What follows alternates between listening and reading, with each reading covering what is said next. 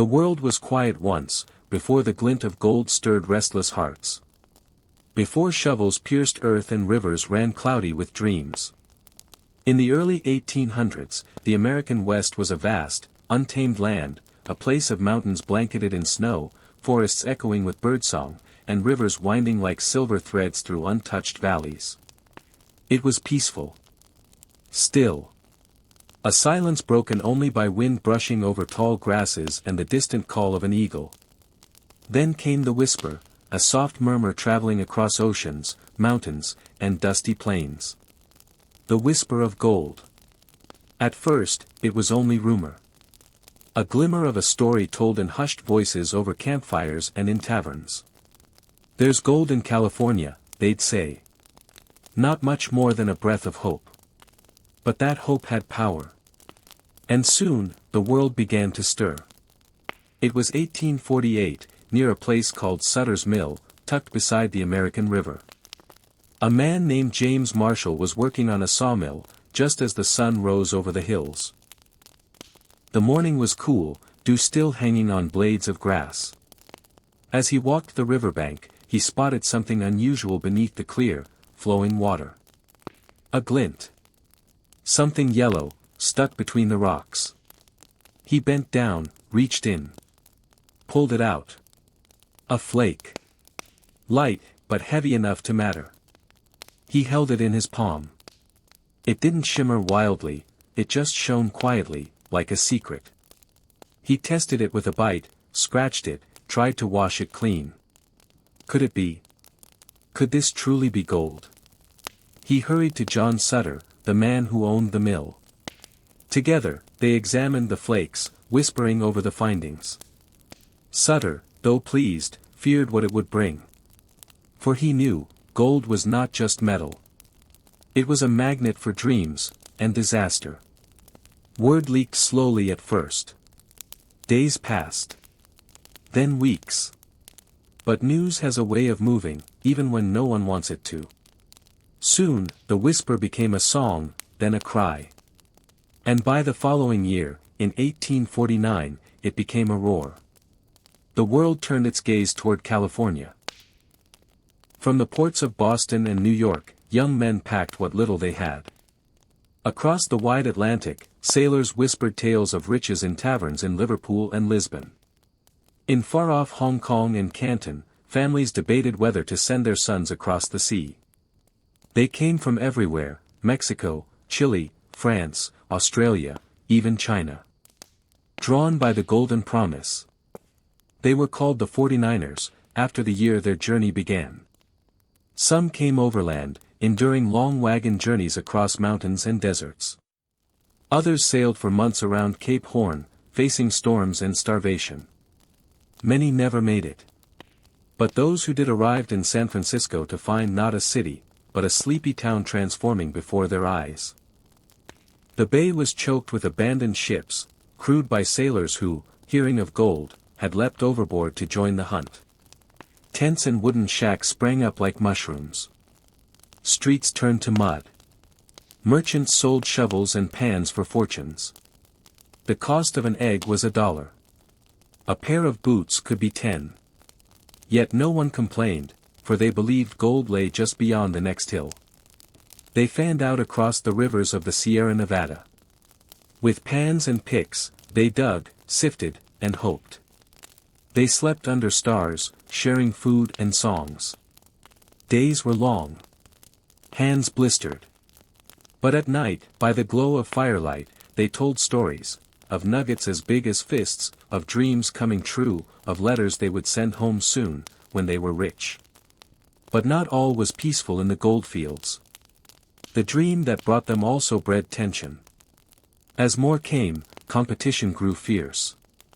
Claims were disputed. Fights broke out. Law was scarce, and justice often came at the end of a barrel. Some grew rich. But many more did not. Still, they stayed. For once the whisper of gold enters a man's heart, it's hard to forget. It sings in his ears, even in sleep.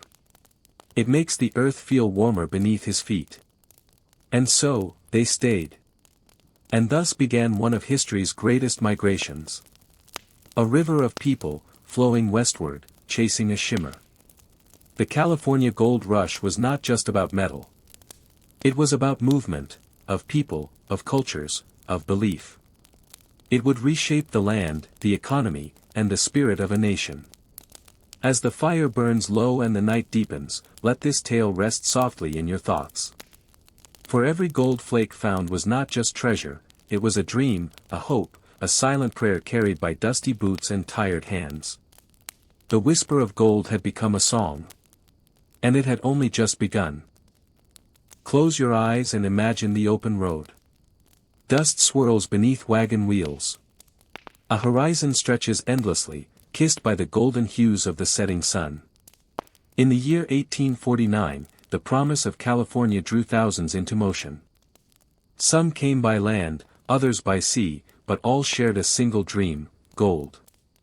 The journey westward was not simple. There were no paved highways, no modern comforts. Just rugged trails, vast deserts, winding rivers, and towering mountain ranges.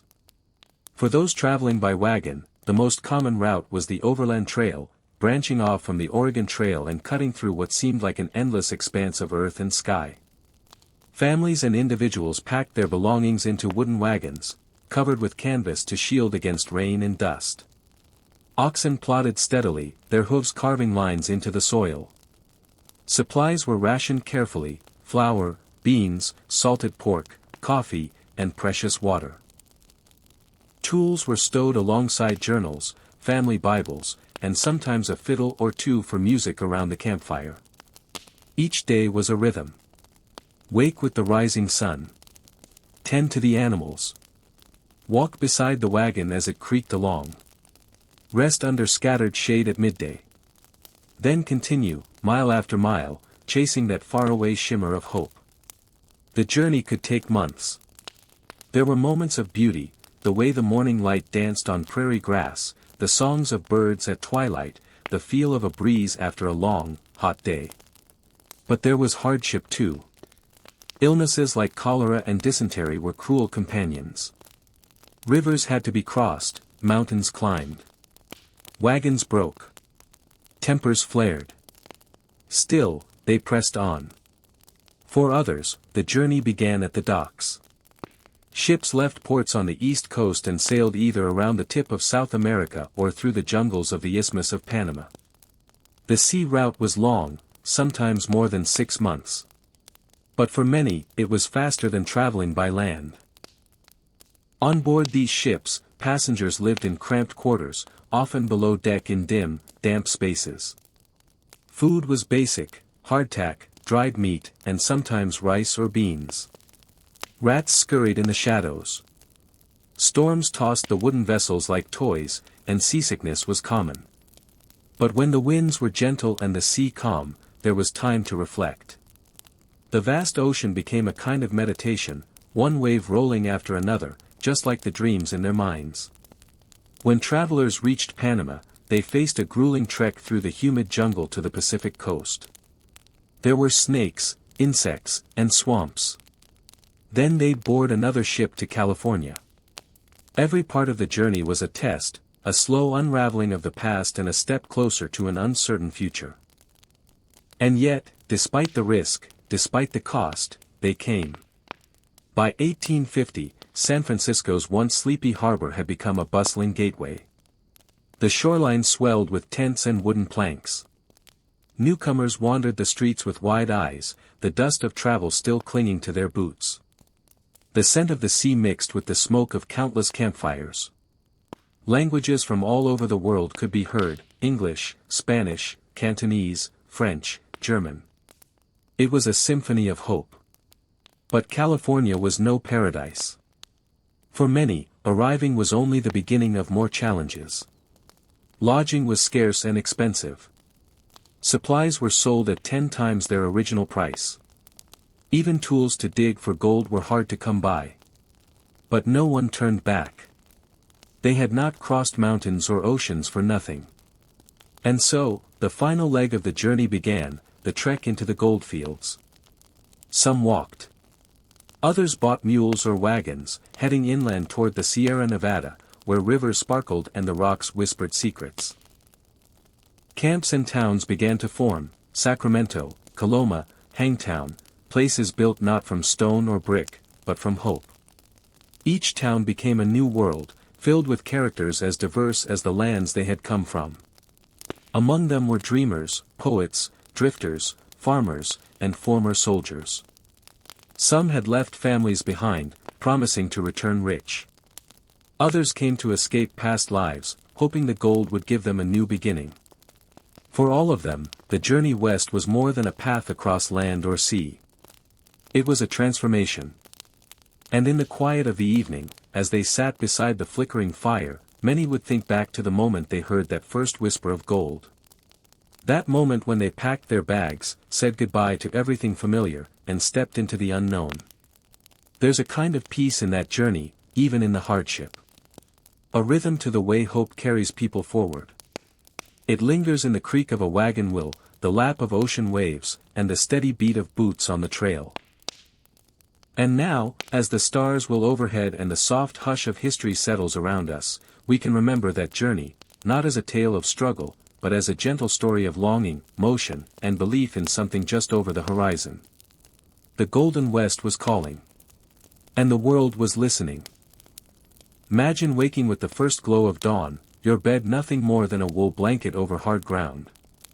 The air is crisp and filled with the smell of pine and smoke. Birds call out softly from nearby trees. And beside you, a tin coffee pot warms over last night's embers. This is life in the gold mining camps of California in the early 1850s. After long journeys across land and sea, the 49ers, men from every corner of the globe, had reached the promised land. But gold did not sit waiting in neat piles. It had to be found, dug, and washed from rivers. And so, camps formed like patches of hope scattered across the foothills of the Sierra Nevada. They sprang up overnight, some with names as grand as El Dorado and others more humorous, like Poker Flat or Whiskey Bar. Each camp was its own world. Tents and hastily built wooden shacks lined dirt paths. Smoke curled from campfires, where men gathered to cook beans and bacon, sip coffee, and share stories. Tools leaned against every post. Shovels, pans, pickaxes, and gold cradles. It was not glamorous. It was muddy, noisy, and often chaotic. But there was also a kind of raw beauty in the simplicity of it all.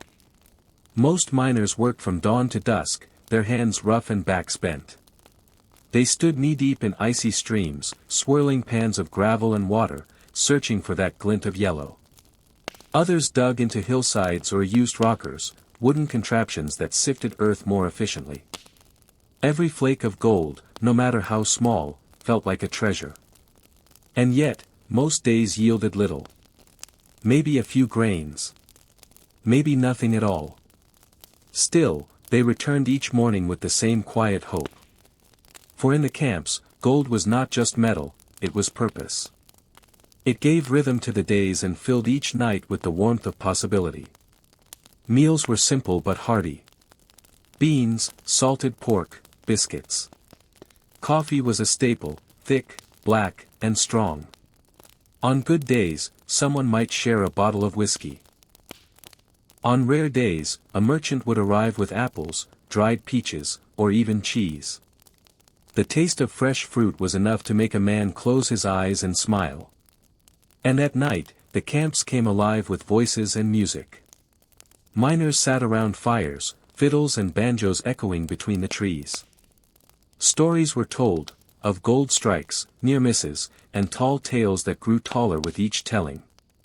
Laughter rose into the dark sky, mixing with the crackle of flames and the occasional howl of a coyote.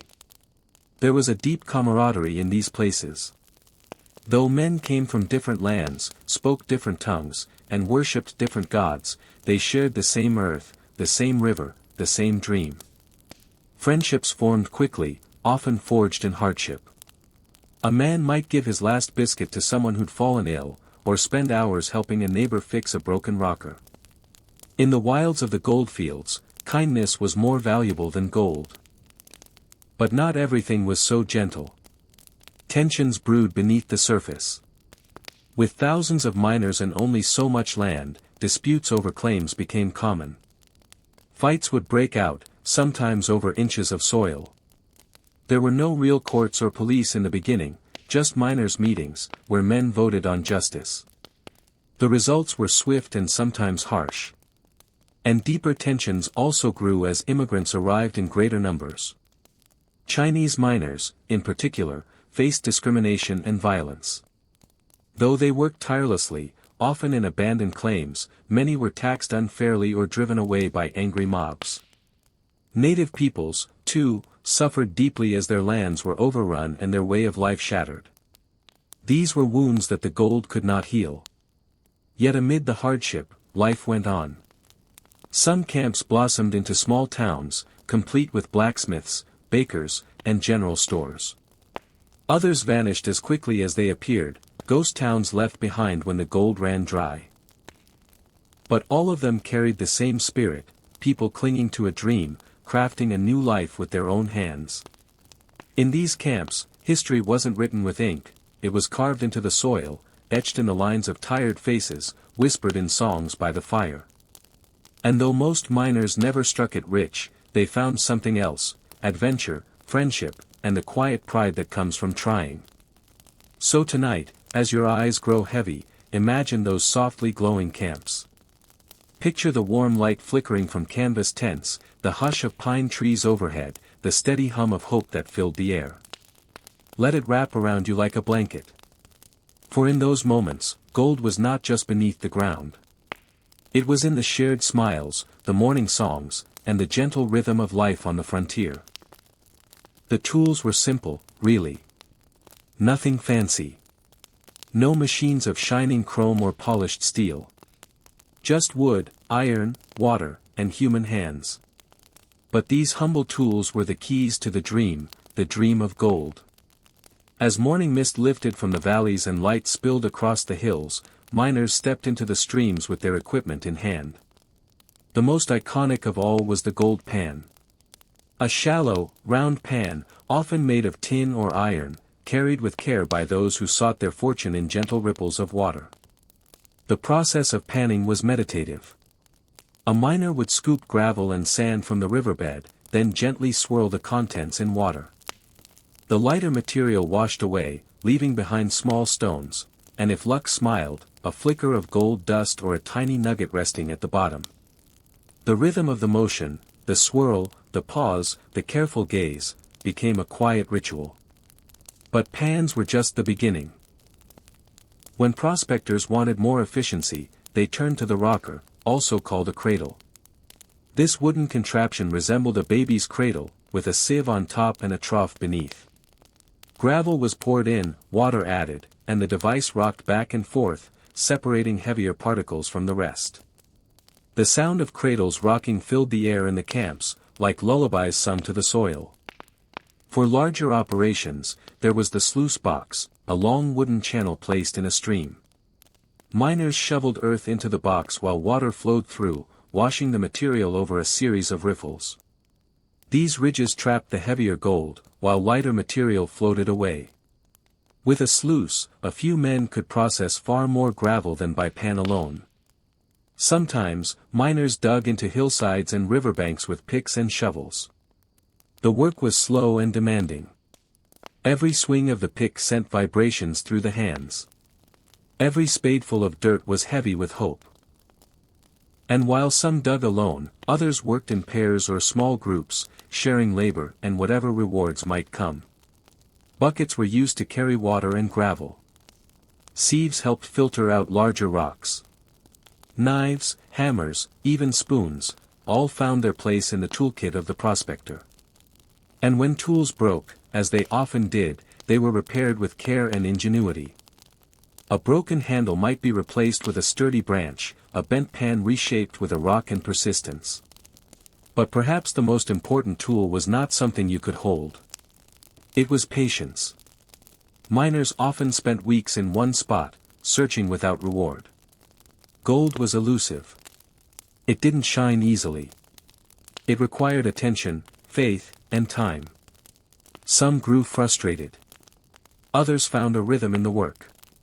The sound of water rushing over rocks. The weight of gravel in the pan. The feel of earth sifting through fingers. It became almost spiritual. And while tools were essential, so too were the places they were used. Each stream, each bend in the river, each hillside held its own story.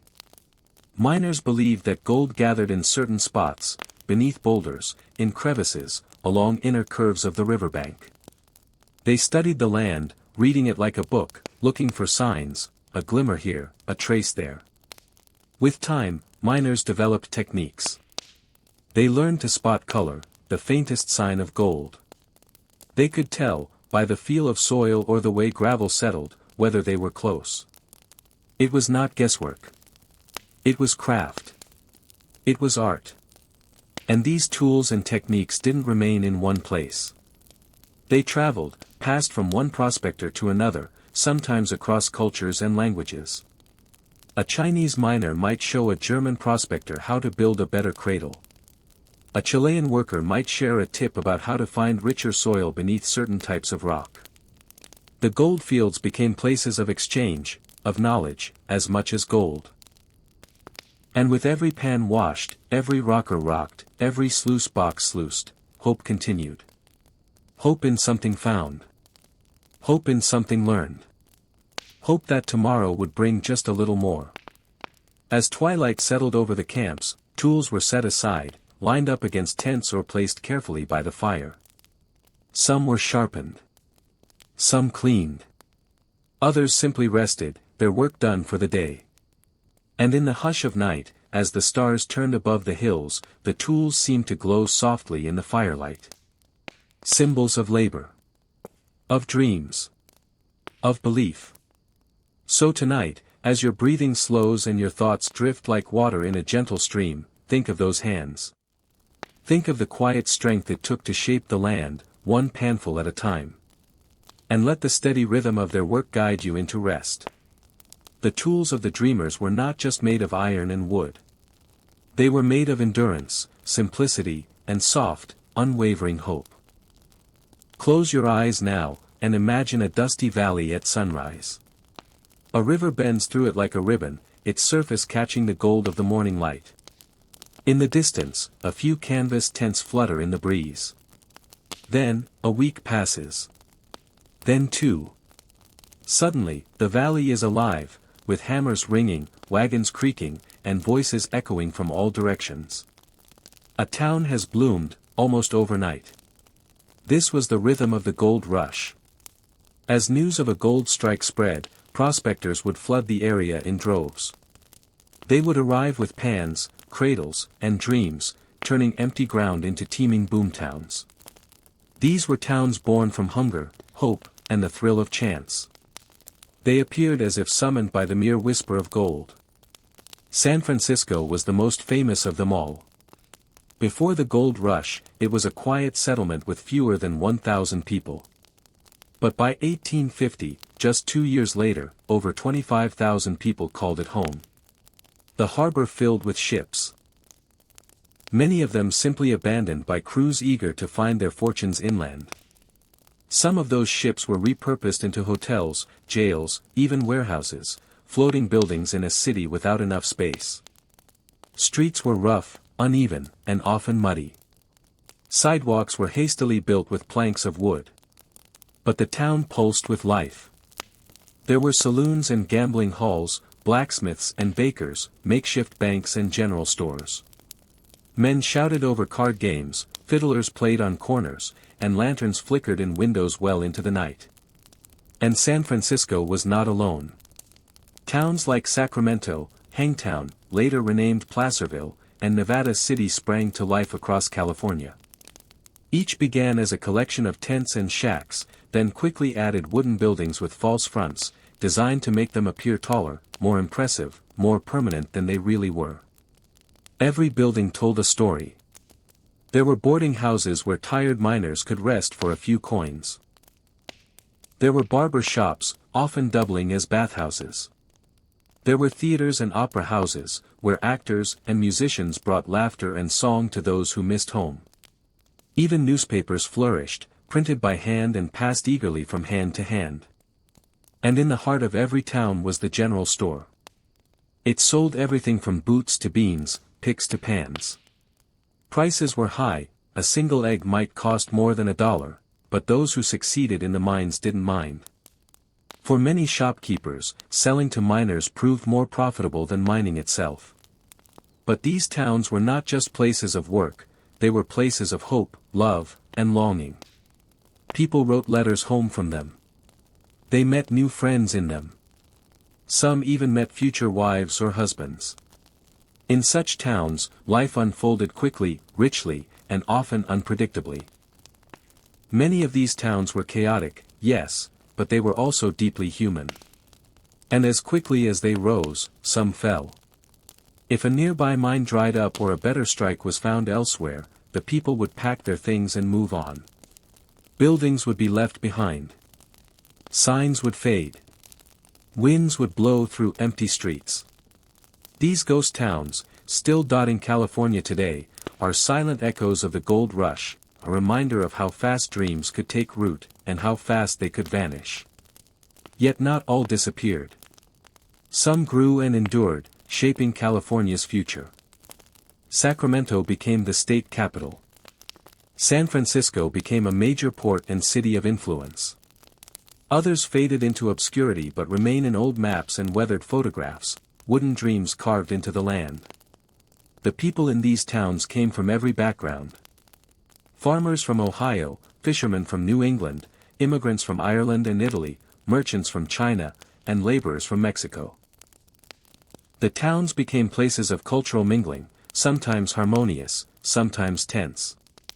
But in the early days, especially, the shared goal of gold created bonds.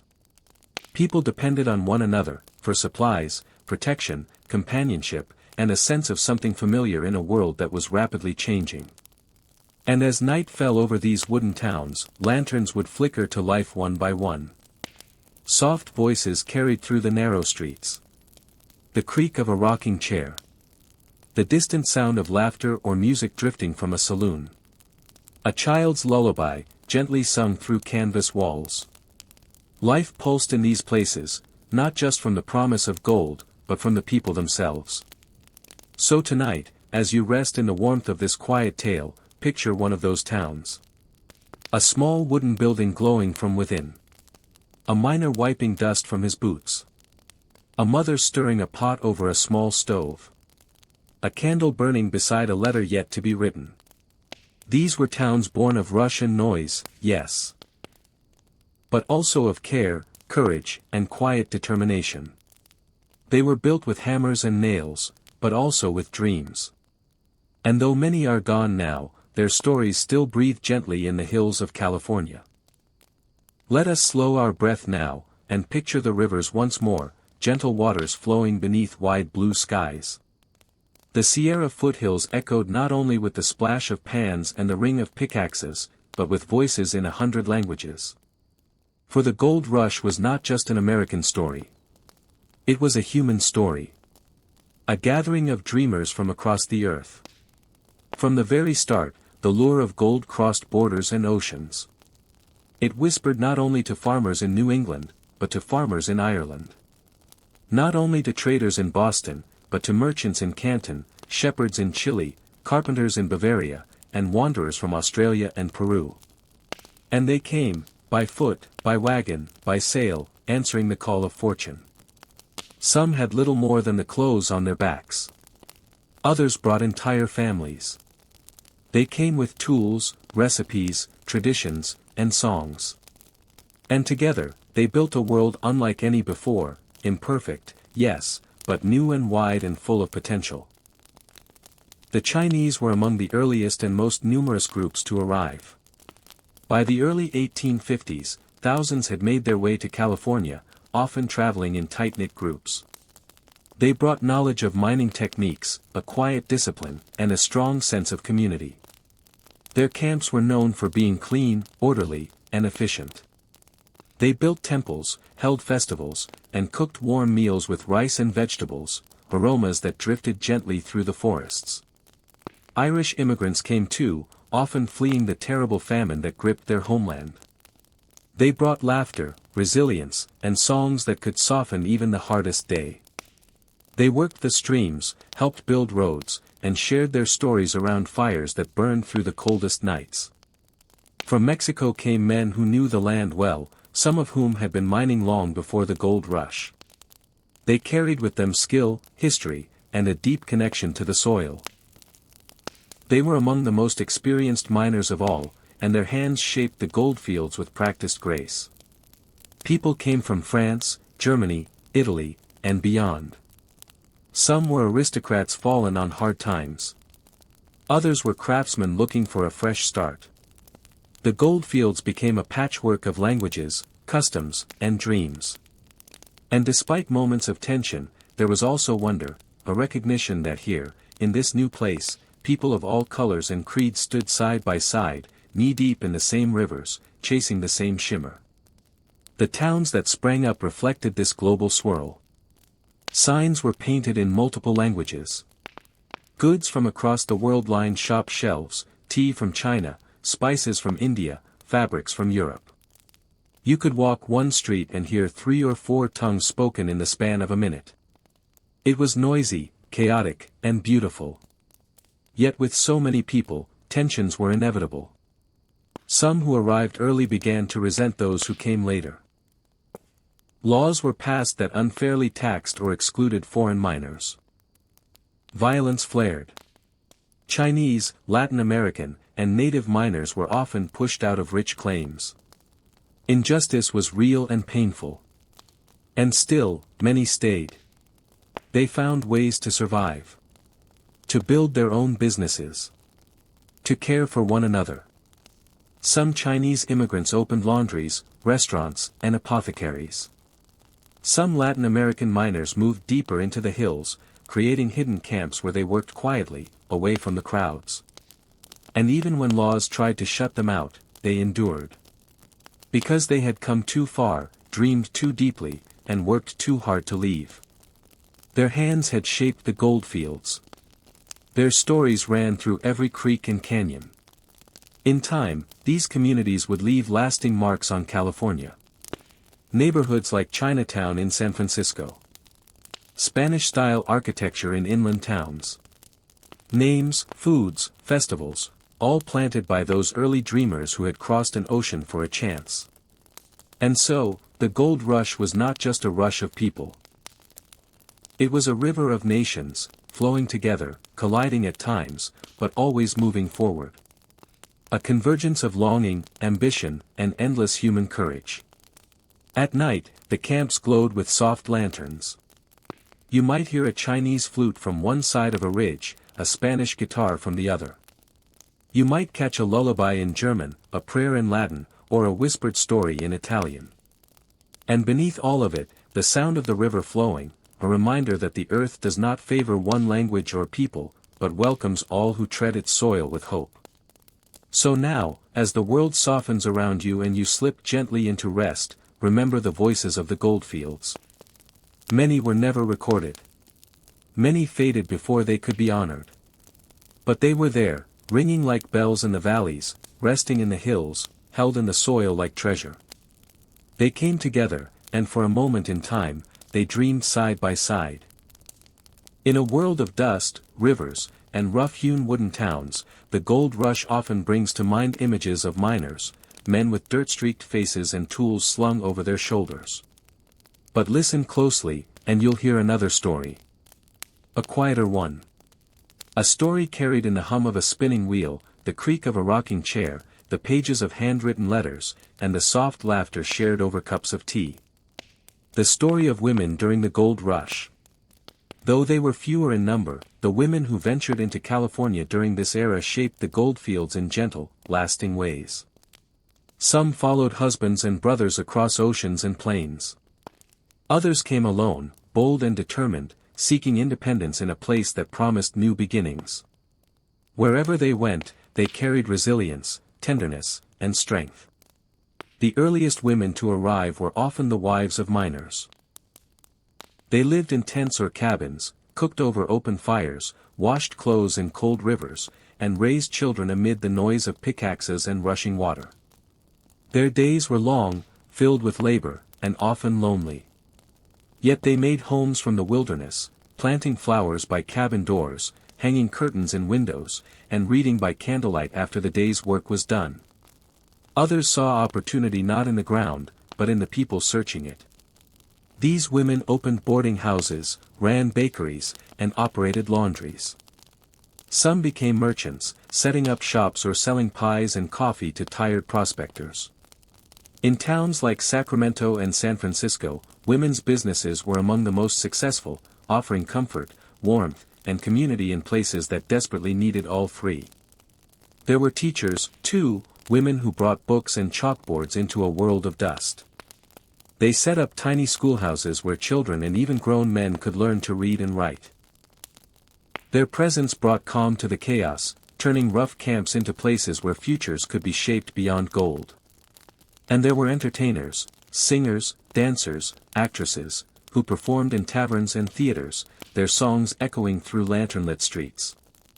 Some, like Lola Montez, became legends, commanding crowds with their charm and spirit. They brought color and music to places where the days could feel long and empty. Still others worked in silence, often unseen by history. Native women, whose lands were taken and lives changed forever. Chinese women, brought against their will or arriving with quiet courage, hoping for peace. They endured hardship with grace, navigating a world often unkind and unfair. Their strength, though rarely recorded, was no less powerful. Some women became landowners, rare and remarkable in their time. Others wrote letters and diaries, preserving stories we still read today. They chronicled not just the events of the gold rush, but its heart. The emotions, the quiet struggles, the hopes that danced behind tired eyes. One such woman was Lucina Wilson. She arrived in California with her husband and children and soon opened a hotel in the booming town of Nevada City. She cooked for dozens each day, managed supplies, and raised her children, all while building a successful business. Her writings reveal a world of determination and warmth, where each hardship was met with resolve and grace. And then there were the love stories. In the midst of mining camps and crowded saloons, people still fell in love. Courting was often done through letters, or brief meetings at church gatherings or community dances. Marriages were held under open skies, with flower crowns and fiddle tunes. These unions brought stability, companionship, and joy. As time passed, the presence of women transformed California. Schools, churches, libraries, and hospitals began to appear, built by the steady hands of women who saw not just gold, but the promise of a real home. Their influence softened the edges of a rough world and gave it shape. And so tonight, as you rest under the soft sky of imagination, think of those women, the ones who walked with babies on their backs, who stirred stews over campfires, who taught, traded, healed, and held. They were the heartbeat of the gold rush, often quiet, but always strong. They built homes from canvas. They found beauty amid the dust. And their footsteps, though fewer, left deep impressions in the soil of a changing land. Let their story drift with you into sleep, a story not of glittering treasure, but of soft-spoken courage, woven gently into history. Breathe deeply now, and let us return to the land. Before the gold, before the tents and the picks and the shouts of discovery, there was the earth, quiet, ancient, and still.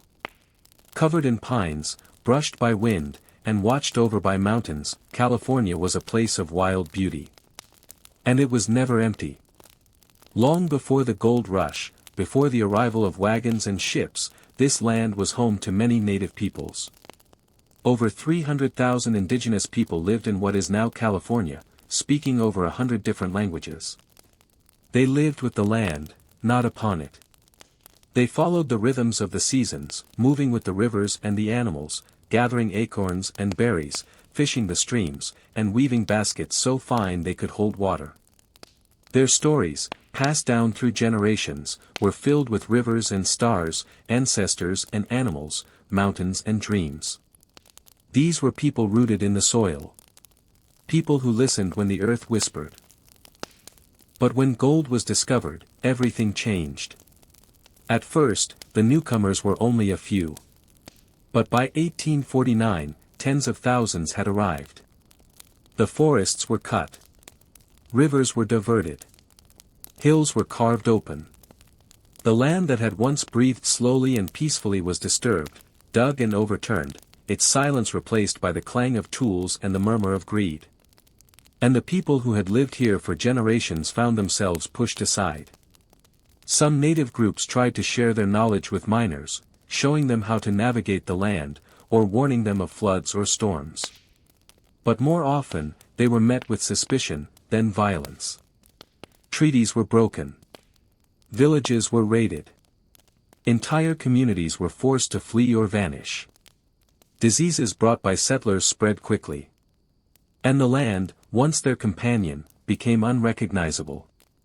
It is a quiet sorrow, one not always told in the loud stories of the gold rush. But it is important. For even as miners chased treasure, something older was being lost. And yet, amid the hardship, many indigenous people held on. They adapted. They resisted. Some found ways to continue their traditions in hidden valleys or high mountain camps. Elders passed on languages in secret. Songs were sung quietly by fires that burned low. Children learned to shape baskets and remember the names of plants. In this way, they survived, not just in body, but in spirit. The earth, too, remembered. Though the rivers ran muddy for a time, though the trees were felled and the hills scarred, nature is patient. Over years and decades, she began to heal. Flowers pushed through abandoned dig sites. Animals returned to quiet forests. The bones of ghost towns softened under moss and time. And as the rush of gold faded, those who stayed began to see the land not just as a source of wealth, but as a place of wonder again. Some miners, even after the gold was gone, chose to stay and farm the land. They planted trees, built homesteads, and found peace in a slower life. The earth, once torn open, welcomed them with gentle seasons and silent gifts. There's something timeless about soil and stone. About the way rivers carve paths over centuries. The gold rush was loud, but the land, it endures in silence. So now, as the world grows still around you and you prepare for sleep, listen for that silence. Beneath the stories of fortune and failure, beneath the sound of boots and wagons, beneath even the gold itself, there is the steady heartbeat of the land. It asks nothing. It gives freely. Let your dreams walk gently over those hills. Let them touch the bark of old trees and dip into cool waters. Let them remember that before all else, this was a place of beauty. A place of life. And it still is. Picture a quiet evening in a small wooden cabin. A single candle flickers on a rough table. Outside, the pine trees sway gently in the evening breeze, and the last notes of birdsong fade into dusk. Inside, a man sits hunched over paper, a pencil in hand, carefully forming each word. He is writing a letter home. During the gold rush, letters were lifelines. They connected the dusty hills of California to faraway cities and villages, to mothers and fathers, wives and sweethearts, brothers, sisters, and children waiting across oceans or thousands of miles of land. In those letters, the story of the gold rush wasn't just told, it was felt. For many miners, writing was a nightly ritual. After long days of digging and hoping, they would sit by lantern light and put thoughts to paper. The letters spoke of weather, of health, of the small joys and great hardships of life in the camps. Some described gold finds, tiny flakes or, on rare days, something larger. Others shared only the silence of empty pans and the ache of tired bones. But always, there was longing. They wrote, "I miss the sound of your voice," or, "Tell the children I'll be home soon." Some enclosed a gold flake in the envelope, pressed carefully between paper folds, proof that the dream was still alive. Others folded in drawings, of tents, tools, or rough maps of their claims. And many, even in failure, tried to sound hopeful. They didn't want to worry those they left behind. Receiving mail was an event. In towns and camps, when the post arrived, miners would gather around eagerly, hoping their name would be called. The letters might be weeks or months old, but it didn't matter. To hold familiar handwriting, to read words written by someone who remembered your name, who missed you, that was gold of another kind. For those who couldn't read or write, there were friends who would help, reading letters aloud or writing replies on their behalf. Sometimes whole communities shared news, listening together as someone read a newspaper from back home, their eyes misting at mentions of familiar places. Women wrote too, from wives keeping house back east, to sisters and daughters, friends and sweethearts. Some sent prayers. Others sent small tokens, scarves, pressed flowers, or drawings made by children. Their words were filled with patience, encouragement, and quiet strength. And sometimes, letters carried sadness. News of illness. Of lost land. Of time passing too quickly. For every hopeful letter written from the mines, there was a reply sent from home with tears on its pages. The gold rush separated people by more than distance, it stretched time, and tested hearts. Some never returned. Some never received their letters. Others came back to find the world had moved on. Yet the letters remain, preserved in dusty trunks and library archives, ink faded, pages brittle, but still breathing with emotion. These letters remind us that the gold rush was not only a story of movement and discovery, it was also a story of waiting. Of love stretched thin, but not broken. Of memories clung to like warm blankets on cold nights. Imagine one such letter now, resting on a miner's lap, his fingers tracing each word slowly. Outside, a stream murmurs. A fire crackles. He folds the paper gently and tucks it into a coat pocket, close to his heart.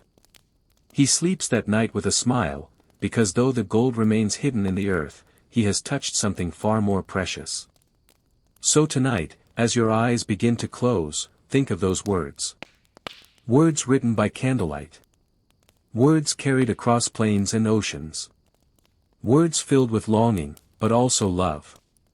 Let them drift through your dreams like soft winds through trees. Because in the end, the gold rush wasn't just about what people found in the ground. It was also about what they held in their hearts, and what they chose to share with those waiting far away. Some wrote in journals, not of gold, but of harvests and birthdays. Some painted, capturing the beauty of creeks no longer mined. Others simply lived quietly, leaving no record but a worn hat hanging by the door or a rocking chair on a wooden porch. These lives weren't celebrated in newspapers. But they were full. And they mattered. It is a special kind of bravery, you see, not to leave everything behind in search of gold, but to stay after the gold is gone. To build something that lasts. To turn a fleeting dream into a rooted life. So now, as you rest beneath your own quiet sky, think of them. The ones who stayed. The ones who traded pans for plows, who found meaning not in flakes of gold, but in rows of corn, in children's laughter, in the steady rhythm of each day's return. Their stories are not loud. They don't sparkle like nuggets in the sun. But they are soft and warm and steady, like the hush of wind through wheat, or the sound of bread rising in a quiet kitchen. And maybe, in the end, that's the truest kind of gold. As the years passed and the golden dust settled, many prospectors packed up and left, returning home with stories and calloused hands, some with riches, most with lessons. But others stayed. Not because they struck it rich. Not because they found treasure buried in the hills. They stayed for something quieter. Something softer. Something they could only describe as peace. This chapter is for those who remained, not the fortune hunters, but the settlers. The ones who built lives from the soil, not just dreams from the rivers. When the initial rush faded and the crowds began to thin, the goldfields changed. What was once a place of frantic digging became, in time, a patchwork of small farms, orchards, and gentle homesteads. Miners laid down their tools and picked up plows. The boomtowns quieted. The saloons lost their rowdiness. And from the dust, real communities began to rise. Many of the men who stayed were tired, not defeated, but changed. The gold had taught them patience. The land had taught them rhythm. And somewhere along the way, they stopped chasing and began planting. In those early settlements, cabins were expanded. Gardens were carved into rocky soil. Apple trees were planted along fences. Chickens clucked in backyards, and cows grazed slowly in sunlit meadows. It wasn't easy. Nothing about it was. But it was steady. Predictable. Honest. Some men married local women or sent for wives and sweethearts back east. Others formed new families, friendships that felt like kinship, neighbors who became brothers. They gathered in the evenings, sharing stew and warm bread, music and laughter. The firelight flickered on their faces, not with urgency, but with quiet belonging. The land, once stripped and panned and dug into frenzy, began to breathe again. Wildflowers returned to the meadows. Deer wandered cautiously through orchards. Birds built nests in the beams of old mining shacks now turned into barns. These settlers learned new skills. Carpentry. Farming. Teaching. They built schools where children learned by day and danced on Saturday nights. Churches rose from logs and stone, not for riches, but for reflection. Small shops sold tools, sugar, cloth, and stories. A blacksmith, a midwife, a fiddler, each person found a place. And for those who stayed, time slowed down. Seasons passed gently. Spring brought blossoms to the hillsides. Summer warmed the long days. Autumn painted the trees gold and red. Winter brought silence, snow, and a chance to rest. No longer chasing gold, they listened more closely to the whisper of wind through pines and the hush of stars over rooftops. The flicker of lanterns along dirt streets. The hush of voices in a crowded tent. The sound of boots against worn wooden floors. As the gold rush towns grew, so too did the need for something more than gold. They needed rules. They needed fairness. They needed peace. And so, from the chaos of ambition, law and order slowly emerged, quietly, steadily, like light spreading over the hills at dawn.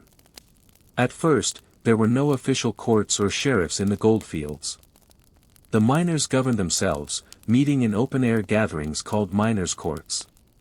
When someone stole a claim, cheated at cards, or committed a crime, the community gathered. A jury was chosen on the spot. Witnesses stepped forward. And a verdict was given. Sometimes it was fair. Sometimes not. The sentences could be as mild as a fine, or as harsh as exile from camp, lashes, or worse. But these gatherings reflected something deeper. Even in wild and uncertain places, people longed for justice.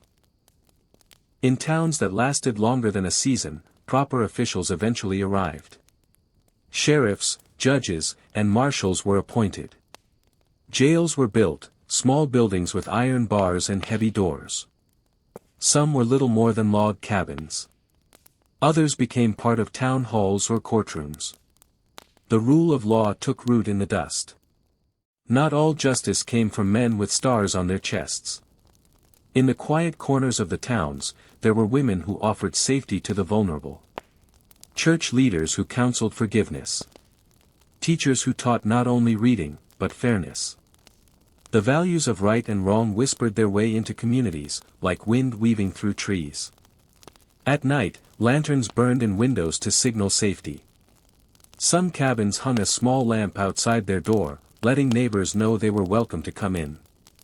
If someone was lost or hurt, others would search by moonlight, lanterns swinging in hand. Not all crimes were large. Sometimes someone stole food. Or a mule. or cheated at poker. But the community always paid attention. Even in a place obsessed with gold, trust mattered. Still, there were darker moments. Vigilante groups formed when people feared the law was too slow, or too kind. These groups sometimes brought justice. Other times, they brought fear. The line between right and wrong blurred. History remembers both the kindness and cruelty of those years. And beyond the towns, in the hills and forests, there were those who chose to live outside the law. Bandits. Highwaymen. Claim jumpers. They moved at night, lurking along trails. Tales of robberies and ambushes filled the camps, and travelers often rode in groups for protection.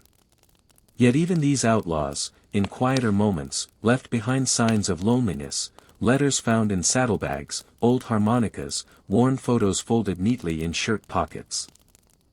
In time, law and order became more than trials and punishments. They became the foundations of community. People gathered to write town charters, to elect leaders, to build schools and post offices and libraries. These weren't grand halls of marble, but modest buildings, filled with purpose. A miner who once guarded his claim with a rifle now served on a jury. A gambler became a town treasurer. The goldfields were changing, and so were the people. And in those quiet hours, when the stars looked down on wooden rooftops, you might hear the soft creak of a rocking chair, or the scratch of a judge's pen finishing a case by lamplight. Peace, once so rare, now gently settled over the towns like snow on a quiet roof. So now, as you rest in stillness, imagine a lantern flickering outside a door. A warm glow in the darkness. A symbol not only of law, but of care. Of order not forced, but chosen. Of neighbors who listened. Of justice written not in stone, but in the hearts of those who wished simply to live kindly and safely. In the gentle history of the gold rush, even law wore soft edges. As twilight descended over the hills of California, something changed in the air. The clang of pickaxes faded. The chatter of the camps softened. And in that golden hour between day and night, the goldfields found a different kind of rhythm, not of labor, but of laughter, music, and companionship. Though life in the mining camps was hard, people still longed for joy. After long days spent knee-deep in rivers or bent over gravel, they came together to share warmth, not from fire, but from each other. And so, beneath lanterns and starlight, the goldfields often came alive with music and merriment. Fiddles were common. So were banjos, guitars, harmonicas, and spoons played as percussion. A miner might carry an instrument wrapped in cloth at the bottom of his pack, protected like treasure. Others made music with whatever they could find, tapping on crates, whistling, or drumming gently on their knees. Together, they formed makeshift bands, playing songs from their homelands. Irish reels danced through the woods, followed by German waltzes, Spanish ballads, and old American folk tunes. Chinese flutes played haunting melodies under the moon. Songs traveled across cultures, changing slightly with each player, becoming shared memories in a language all could understand. Dances were held, often on flattened earth or inside large tents. Men danced with each other in the absence of women, laughing and stumbling in boots worn from the day's work. On rare nights when women were present, wives, settlers, or entertainers, crowds would gather eagerly, the excitement thick in the air. Someone would call the steps. Others clapped and stomped. For a moment, the hills were filled not with the hunger for gold, but with the joy of simply being alive. And laughter, there was always laughter. Campfire stories became tradition. Some were true, most were stretched by imagination. Tales of finding gold so pure it sang, or animals who stole pans full of treasure. Jokes were shared, old riddles retold, and nicknames handed out like gifts. In these moments, the camps weren't just workplaces, they were communities. There were quieter joys, too. A man reading by firelight, his voice barely above a whisper. A group of friends sipping coffee in silence, watching the stars. Someone humming a lullaby from childhood. A woman sewing by lantern glow, her needle rising and falling like breath. These were the soft songs of the gold rush, notes of comfort amid the wilderness. Sometimes traveling performers would visit, a singer, a storyteller, a small troupe of actors. News would spread quickly. People came from miles around to watch. Coins were dropped into hats. Applause filled the night air. It didn't matter if the songs were off-key or the jokes were old. What mattered was that, for a few hours, everyone was together, smiling, forgetting their worries, wrapped in something bigger than themselves. And just as important were the moments after the music faded. When campfires burned low and the night deepened, the land itself became the lullaby. Crickets chirped in the grass. The wind moved gently through the trees. Horses shifted quietly in their sleep. These sounds wrapped around the miners like blankets, guiding them into dreams where the rivers were always full of gold and the mornings were always gentle. Some nights, a single voice would sing into the darkness, an old song, low and slow. Others would listen in silence, eyes closed, hands folded. In a place where days were long and uncertain, these moments were the gold that never ran out. And so, music became part of the land. Echoes of fiddles still seem to drift through the valleys. The laughter still lingers in ghost towns and empty saloons. It is said that if you sit quietly by an old mining trail, you might hear a tune on the wind, a melody shaped by hope and dust and memory. So now, as you settle into stillness, let that music find you. Let it soothe you like a lullaby carried over hills. Let the laughter warm you, the gentle songs comfort you, and the soft hush of night carry you to sleep. For even in the wildest rush for riches, people found time to dance. And in that dancing, they discovered something worth more than gold, each other. Now, let us journey slowly, gently, not by foot, but by boat, by rail, by wagon over soft dirt trails. For gold was never only about what was found in the ground, it was also about the ways people moved, the paths they carved, and the roads that brought distant hearts closer together. At the start of the gold rush, California was distant, not just in miles, but in time. To reach the golden hills from the east coast, travelers had three difficult choices: sail around the tip of South America, brave a perilous journey through the jungles of Panama, or cross the vast American frontier by land. Each path took months. Each required endurance and trust in the unknown. But once in California, a new kind of movement began. One powered by the steady currents of rivers and the whistle of steam. The Sacramento River became a golden artery. Steamboats puffed and hissed their way up and down its winding bends, carrying miners, tools, crates of supplies, and sacks of mail. From San Francisco to the heart of the goldfields, these boats made the journey smoother, swifter. On board, passengers sat on wooden benches, watching the shoreline pass by like a dream, trees, deer, small towns rising from the banks like painted scenes. The riverboats became symbols of hope. When one arrived at a dock, people gathered eagerly. News from afar. New faces. Bags of flour, bundles of cloth, maybe even a crate of books. The tooting of their horns echoed across valleys like a soft announcement: change is coming. Then came the wagon roads, winding through forests, over hills, and across open plains. Stagecoaches kicked up dust as they rolled from settlement to settlement. They carried passengers with tired eyes and hopeful hearts, bumping along rocky paths, clinging to dreams even as the wheels creaked and jolted. Every journey held risk: bandits, washed-out bridges, illness, or broken wheels, but still, people pressed on. Because the promise of a new start was always worth the bumps. By the mid-1850s, talk turned to railroads. The iron rails that would one day stretch across the entire continent began as local lines, short, narrow tracks connecting mining towns to ports. Horses pulled carts at first, then steam engines. Sparks flew. Wheels turned. And suddenly, places that once took days to reach could be visited in hours. These new connections changed everything. Goods became cheaper. Letters moved faster. Fresh fruit, once a rare luxury, appeared in town markets. People could visit family. Musicians could travel from camp to camp. Doctors could answer urgent calls. And miners, those once so isolated, began to feel part of something larger. The land, once wild and roadless, began to take shape.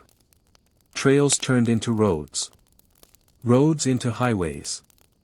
The dreams of thousands, etched into the dirt by boot prints and wagon wheels, were slowly replaced by smoother paths. And with each connection, life grew quieter, steadier, kinder. Travel wasn't always movement, it was discovery. Of place, of self, of community. It was the sound of hooves on packed earth, the smell of dust and pine, the warmth of a seat beside a stranger. It was a child leaning against a window, watching hills roll by. It was a letter arriving just in time. A reunion at a wooden dock. In the end, the story of the gold rush is not only told in mines, but in motion. In the roads that carried the hopeful. In the boats that whispered along riverbanks. In the rails that sang through mountains. So as you drift into sleep, imagine yourself on one of those gentle journeys. A slow-moving boat at sunset, the sky golden, the water calm. Or a stagecoach beneath a canopy of trees. Or a quiet train carving its way across soft hills. The path ahead is long, but the pace is peaceful. And with every turn of the wheel, every step of the mule, the land opens up, not in a rush, but in a welcome. Let that journey carry you now. Not toward riches, but toward rest. Because sometimes, the most precious road is the one that brings you home. Let the night fall softly now. Let the stars come out one by one, like lanterns above the hills. Let your mind wander to a place quiet, still, where only the wind remembers the stories. For in this chapter, we visit the towns that once bustled with life, now fallen into silence. The ghost towns of the gold rush.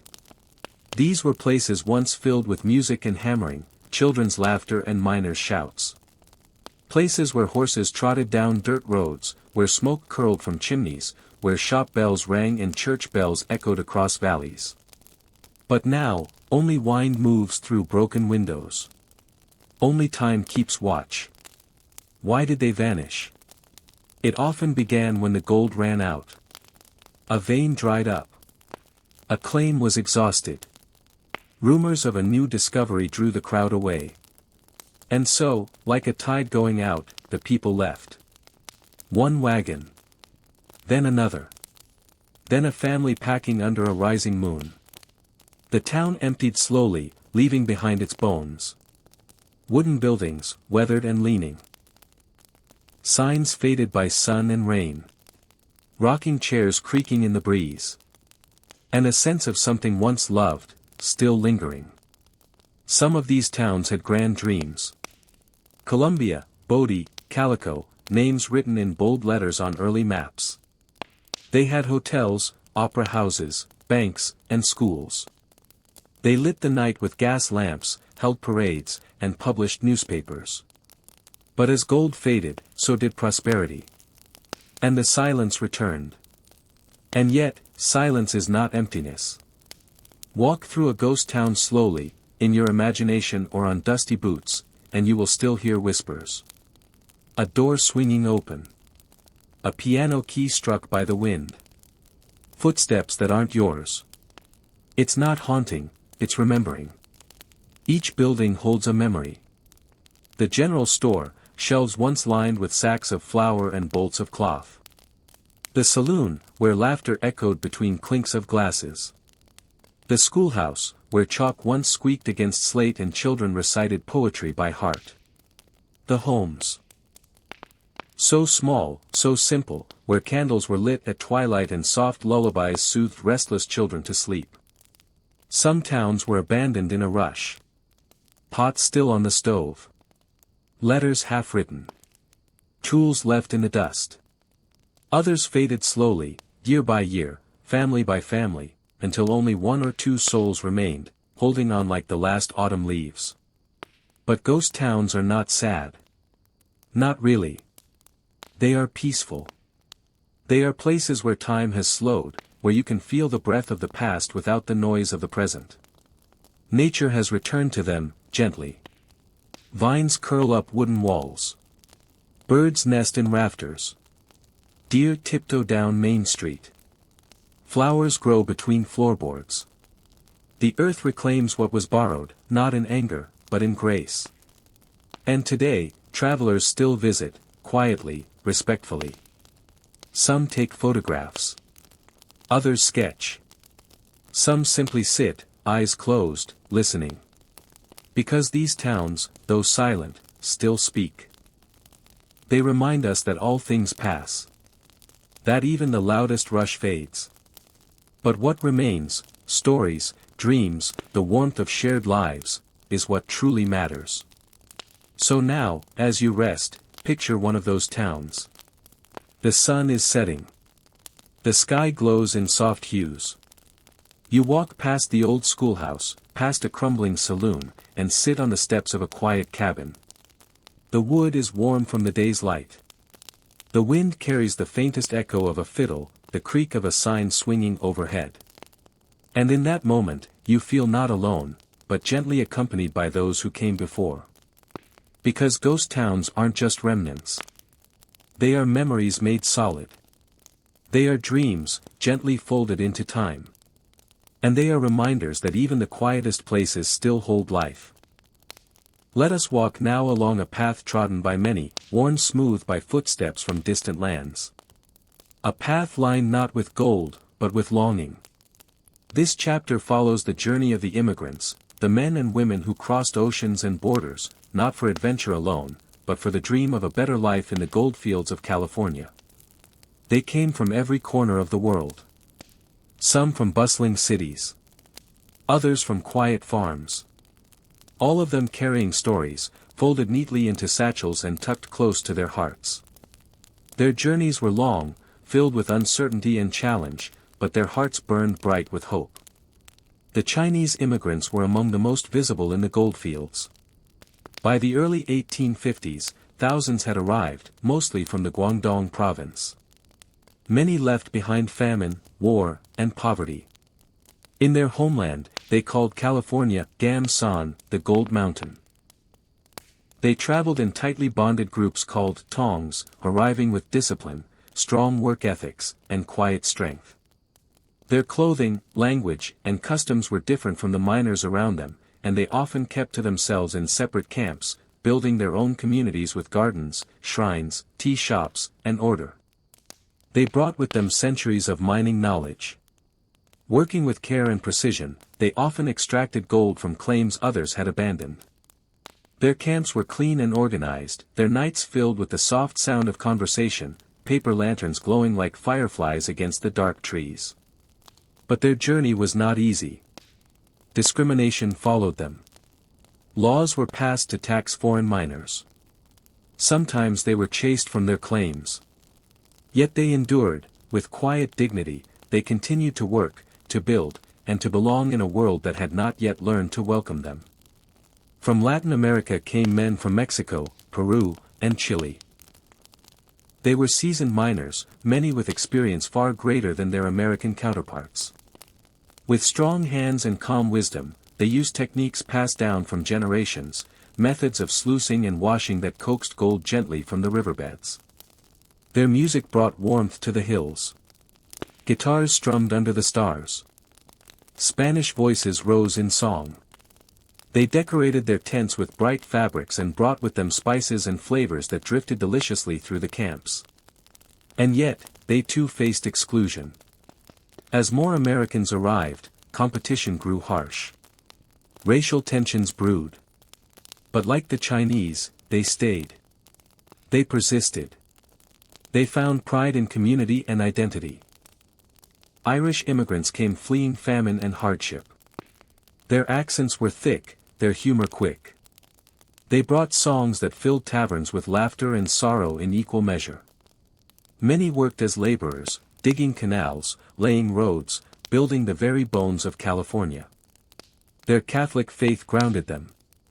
Their families kept them strong. From Germany, Italy, France, and beyond, others came. Some were educated, others couldn't read. Some spoke many languages.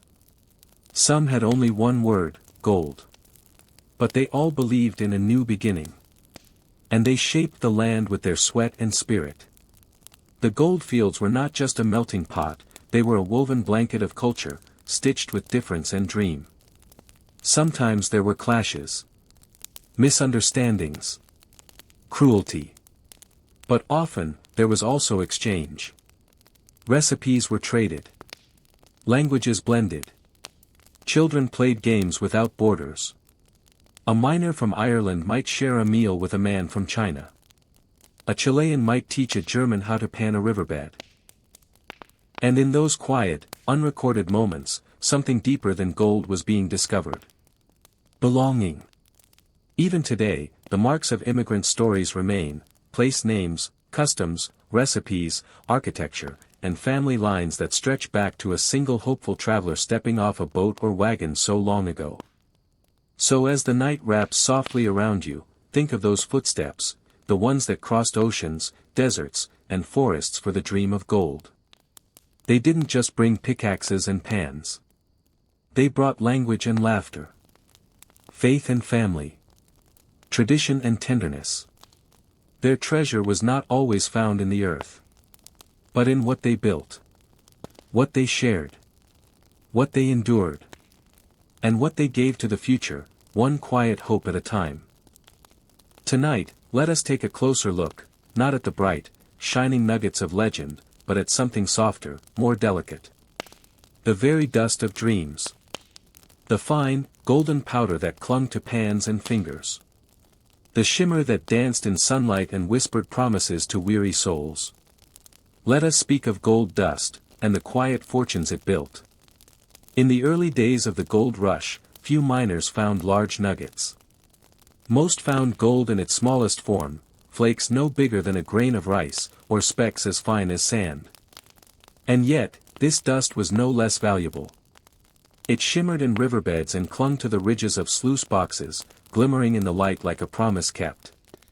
Miners learned to spot it with a practiced eye. In the swirl of muddy water, they'd catch the glint, faint, almost invisible unless the sun hit it just right. They would swirl their pans with care, watching heavier particles settle while lighter dirt drifted away. The final layer, the pay dirt, held their hopes. Each speck was gently dried and stored.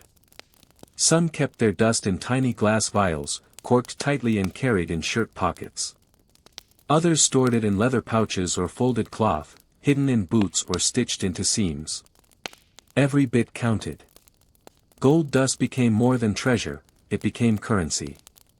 In early mining towns, there were no banks, and few minted coins. So people weighed gold dust by hand. Merchants kept small scales behind their counters. Customers would sprinkle dust onto the tray, watching the needle tilt as they paid for flour, tools, or coffee. Sometimes a pinch was enough for a hot meal. Sometimes a pouch bought a plot of land. There was something almost sacred about it. Transactions were made with care. No coins clinked, only the hush of powder, the whisper of weight. It was a tender economy, built not on loud fortunes but on careful savings. But dust was fragile. It spilled. It scattered. A careless hand could lose a day's work in a gust of wind. And so miners handled it with reverence. Like holding sunlight in the palm of your hand. And for many, it was enough. Not all miners dreamed of riches beyond imagination. Some dreamed only of paying off debts, sending for family, buying a cow, starting a store. Modest dreams, but real. Their gold dust built cabins and futures, not mansions. There's a quiet beauty in that. Because gold wasn't just about greed. In the hands of many, it became the foundation for hope. One man might use it to buy a piano for his daughter. Another to build a tiny chapel. Another still to plant an orchard that would feed generations. And when the gold was gone, those things remained. Sometimes, we imagine fortunes as mountains of gold. But in truth, most fortunes are quieter. A jar tucked safely under a bed. A parcel of land paid for in tiny glimmers. A wedding ring bought with weeks of patience swirling in a cold creek. A child educated thanks to a pouch of powder exchanged in trust. These are the gentle fortunes, the kind that build lives, not legends. So now, as your eyes begin to close, imagine that soft shimmer. Gold dust, floating slowly through water, settling like snow onto a pan. Imagine the miner's breath held still, his heart quiet, as he watches the sunlight catch it. Just a flicker. Just enough. And maybe that's what life is, too. Not always the big discoveries, but the specks. The glimmers. The soft treasures we collect day by day. Not loud, but lasting. Let us drift now to the quiet corners of the goldfields, where the sounds are softer, where laughter rings higher, and footsteps are lighter. This is the chapter of the children, those born into or brought along on the great migration toward gold. Their story is not often told in history books, but it is just as golden, just as real. Children arrived in California in small wagons and on steamships, held close to their parents' hearts. Some were infants, wrapped in quilts during long treks. Others were old enough to remember the journey, the dust, the rivers, the strange new hills. A few were born along the way, greeted by a dawn sky over the Sierra Nevada, or by the cry of gulls in San Francisco's harbor. While adults panned rivers and built homes, children explored. The wilderness was their playground. Trees to climb. Rocks to gather. Streams to wade through barefoot. Their toys were handmade, whittled dolls, carved wooden animals, marbles shaped from river stones. Sticks became swords, and puddles turned to oceans. In camps and settlements, their laughter echoed like a lullaby for a tired land. But life wasn't always easy. Many children worked alongside their families. Some helped in the garden or kitchen. Others hauled water, gathered wood, or tended livestock. Older children, especially boys, sometimes joined their fathers in the mines, learning early the weight of labor. Still, childhood found a way. In towns lucky enough to have schools, one-room classrooms opened their doors. Children of every age sat together, writing on slates, learning letters and numbers, reciting poems. A teacher might live in a small room behind the schoolhouse. Her lessons were often interrupted by weather, sickness, or the pull of gold, but she taught with gentleness and care. Sundays were special. Families would gather, dressed in their best, for church or community meals. Children sat quietly on benches, their feet not quite touching the ground. Afterwards, they'd run free through fields, chasing butterflies or skipping rocks. Holidays brought rare excitement. On Christmas, stockings might be filled with nuts, dried fruit, and a single toy. On Independence Day, fireworks crackled over hills, and children danced with sparklers in the dark. Birthdays were simple but filled with love, a cake baked in a tin oven, a song sung by firelight, a handmade gift wrapped in cloth. Friendships blossomed easily. Children from different countries and cultures played together, inventing their own shared languages and rules. A boy from Ireland might trade a carved flute for a paper kite made by a Chinese friend. A girl from Mexico might teach another how to braid ribbons into her hair. In those moments, childhood united them, even when the adult world remained divided. Sometimes, children wandered where they shouldn't. Into abandoned mines. Along dangerous riverbanks. There were accidents. There was illness. But even in loss, the community often came together, building a cradle, sharing medicine, or offering arms to hold a grieving parent. And through it all, children offered something rare to the goldfields: innocence. While adults measured wealth in ounces and claims, children measured it in hugs and games, in the number of stars they could count before falling asleep. Their joy softened the hard edges of camp life. Their questions reminded grown-ups of hope. Their dreams reached farther than gold ever could. And when they grew up, many stayed. They became the teachers, the merchants, the writers, and the farmers. Their memories of childhood shaped the kind of California they wanted to build, one not just of riches, but of community and kindness. So now, as you close your eyes, imagine a child sitting on a porch at dusk. Their legs swinging gently. A dog curled at their feet. Fireflies blinking. Somewhere nearby, someone plays a tune on a fiddle. The stars begin to show. That child is not thinking of gold or history. Just the soft beauty of the night. The warmth of family inside. And the quiet magic of being small in a world so wide. In the soft corners of the gold rush, the children were its light. As evening settles gently across the hills, let us now turn our gaze to the often overlooked hearts of the gold rush, the women. While history often paints the rush as a world of rugged men and muddy camps, women were there too. Quietly, steadily, they shaped the gold fields not only with strength, but with tenderness, resilience, and grace. Some women came west out of necessity, following husbands, brothers, or fathers in search of fortune. Others came by choice, drawn by the promise of opportunity and the freedom to live beyond the confines of eastern cities or distant homelands. A few arrived alone, brave and unaccompanied, forging new paths in a land still finding its shape. At first, women were few. In the early days of the gold rush, they were outnumbered by men nearly 20 to 1. But as settlements grew into towns, their presence became essential. And slowly, the rough, transient camps began to soften into communities. Many women took on traditional roles. Keeping house, raising children, cooking meals. But even in these tasks, there was quiet power. A warm meal in a cold camp. A clean shirt for a miner who hadn't known comfort in months. A song sung at bedtime, echoing through thin cabin walls. These gentle acts wove a sense of home into a place still wild. Other women became business owners. Some ran boarding houses, where travelers found hot food and a clean bed. Others opened bakeries, laundries, or small shops. One woman, armed with a simple recipe for pies, might earn more in a month than a prospector did all year. Their businesses didn't just support them, they supported entire communities.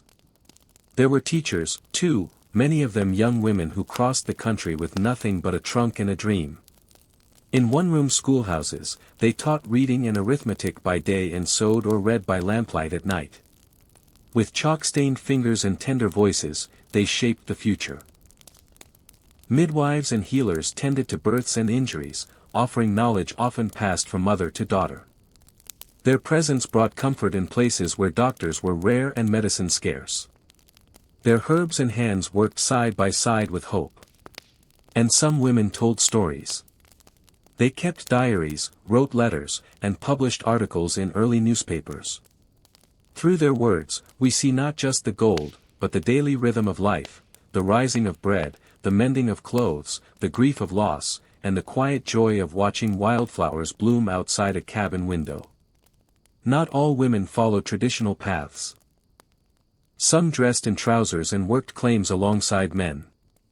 Others rode horses, carried rifles, and lived with fierce independence. Their lives were not always easy, but they were full of choice, and in the freedom of the frontier, some found themselves for the first time. Women of every background came west, Anglo-American women, Mexican women, Chinese women, African-American women, and Native women whose ancestors had walked those hills long before gold was found. Each faced different struggles, and many faced injustice. But still, they persevered, building families, friendships, and futures out of dust and dreams. In time, their presence changed the very character of the goldfields. With women came gardens and quilts, lullabies and festivals. Schools opened. Churches were built. Streets were named. Their influence was gentle, but lasting. And today, though their names may not fill history books, their spirit lingers in the land. In the strength of wildflowers pushing through forgotten trails. In the quiet grace of a rocking chair on an old wooden porch. In every soft story passed from one voice to the next. So now, as you close your eyes, think of a woman standing at the doorway of a cabin at dusk. Her hands rest gently on her apron. The sky is painted in soft gold and rose. Behind her, a warm fire crackles. Ahead of her, a path winds toward a future she helped shape. She is not seeking riches. She is building something deeper. A life. A home. A legacy. And in her quiet strength, the gold rush found its heart. As we near the end of our gentle journey through the gold rush, let us pause. Let us breathe with reverence. And listen to the land itself. Before the first gold flakes shimmered in a miner's pan, this land already held stories.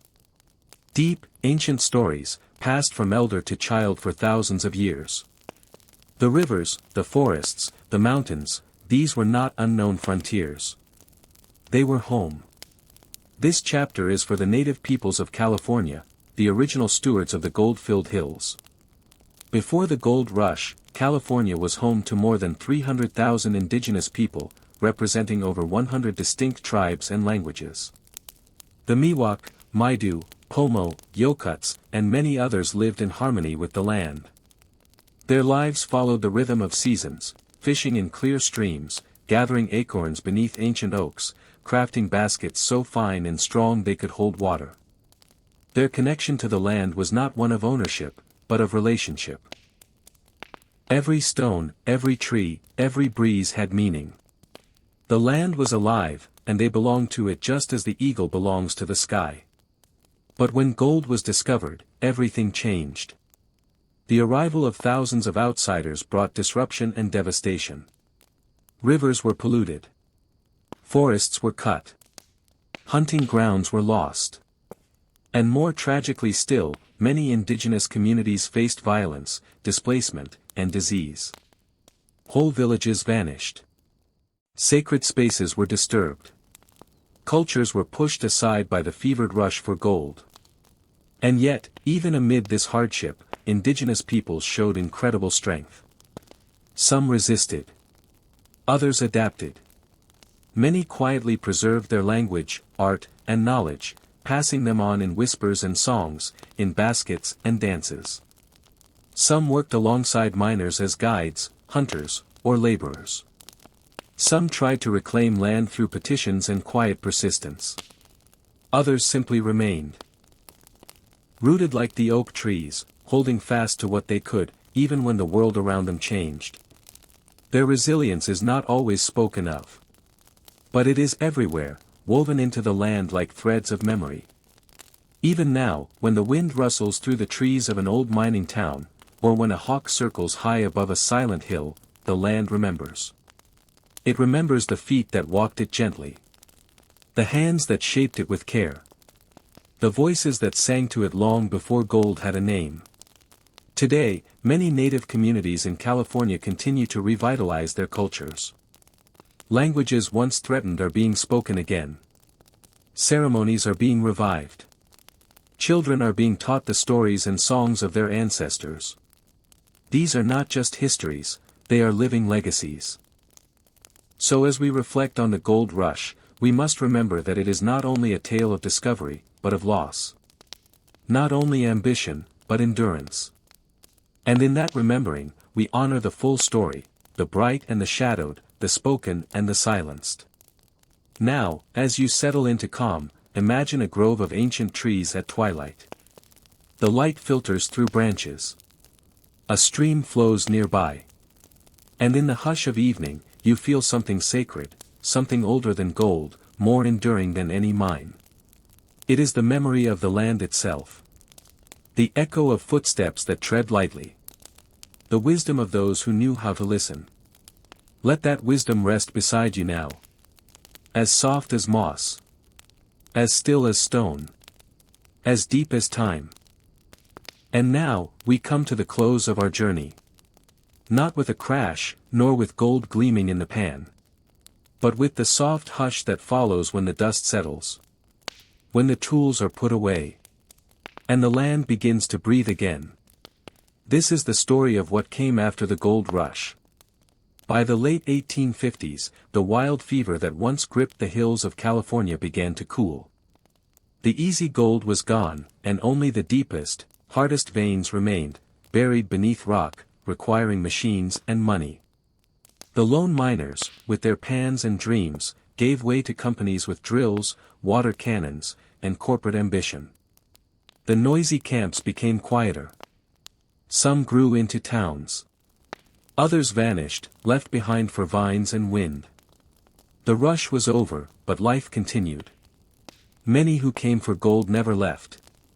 They had found something unexpected, something gentler than riches. A place to begin again.